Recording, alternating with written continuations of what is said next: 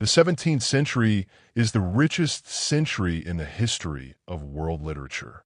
To justify that claim, one need only list a handful of names chosen almost at random: Cervantes, Shakespeare, Góngora, Lope de Vega, Donne, Quevedo, Calderon, Corneille, Milton, Molière, Pascal, Racine.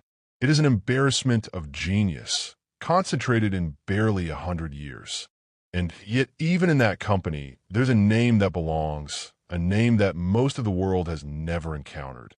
And that name is Joost van den Vondel. Vondel is the greatest poet of the Dutch language and one of the greatest in world literature. His work constitutes, by itself, an encyclopedia of the 17th century. He lived for 90 years, and almost every decade of those 90 years produced work of major significance. He began in one world and ended in another, passing through religious controversy, political turmoil, personal tragedy, and a conversion that changed the entire direction of his art. And almost none of this is known outside the Netherlands. That is the great injustice of literary history we are here to correct. He was born into the bourgeois culture of the Dutch cities, a world that was half medieval in its guild structures and habits of mind, and half Renaissance in its humanist learning and mercantile ambition. His earliest work still bears traces of the Gothic tradition. The fables of Vorstelijke Warenderdijeren recall the ornate intricacy of the Gothic flamboyant style. His classical culture came to him through France, specifically through the tragedies of Robert Garnier, the great French Senecan dramatist. Garnier's influence was decisive.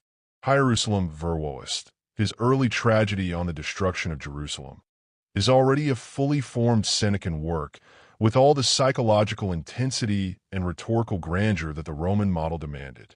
Then came Badevisch Gebroders, treating the oldest recorded history of the Dutch people, drawn from Tacitus.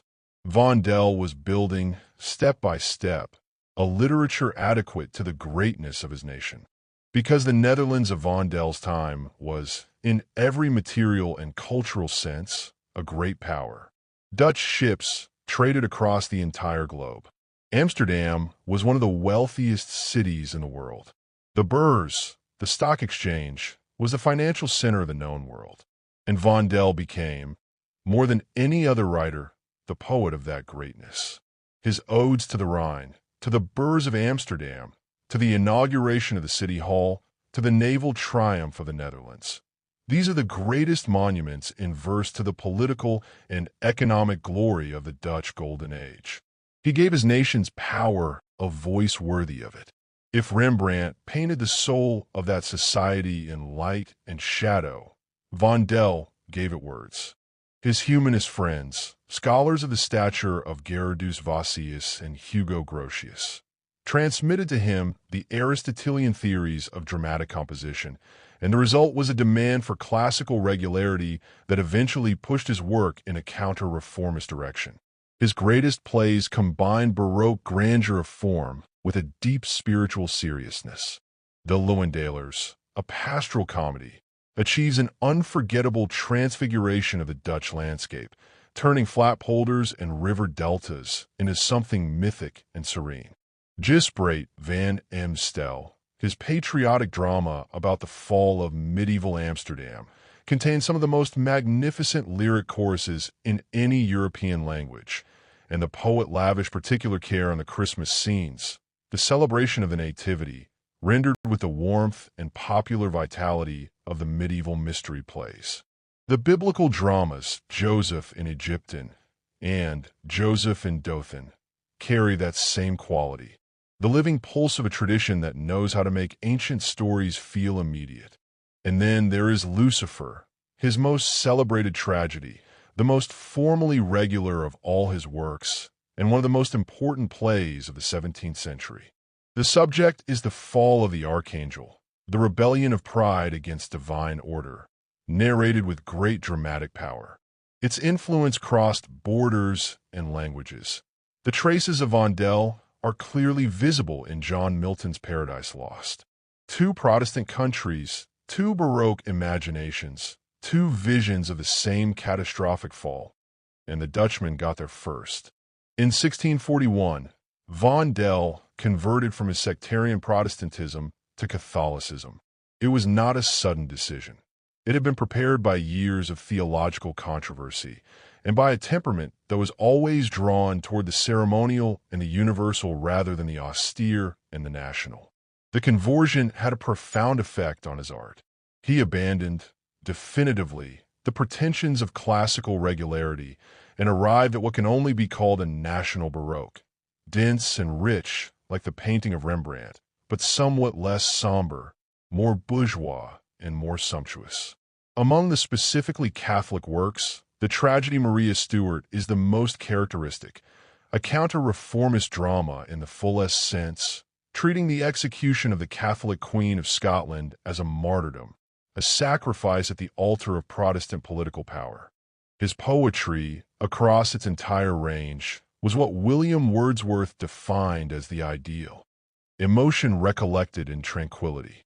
The serene, Olympian calm that characterizes his great lyric choruses, in Gisbrate, in Lucifer, in the magnificent elegies of the Lichcangen, and the religious meditations of the Altergeheimnissen, is not the calm of a man who has never suffered, but of one who has passed through suffering and come out the other side with his faith and his craft intact.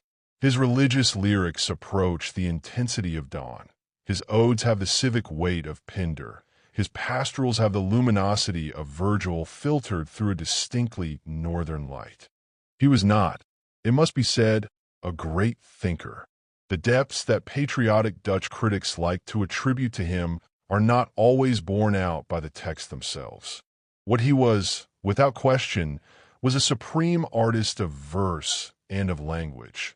One of those rare poets in whom technical mastery and emotional authenticity achieve an equilibrium that makes the art invisible, so that only the feeling remains. His 90 years of life accompanied, almost exactly, a century of European civilization. He was born into the Renaissance, lived through the Baroque, and died on the threshold of the Enlightenment.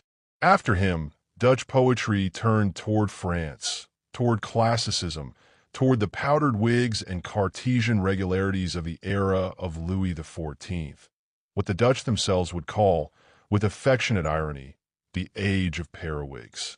Vondel receded into the status of a national monument, admired, honored, celebrated, and quietly left unread by the world outside his language. That is the final injustice, because the world that made him possible, the Amsterdam of Rembrandt, that world deserves its poet, and Joost van den Vondel is that poet. One of the great voices of the 17th century, waiting, in the Dutch language, for the readers he has always deserved. Thanks for watching. If you enjoyed this video, don't forget to like it and subscribe to the channel. The sources used are in the description. And see you next time with another human story.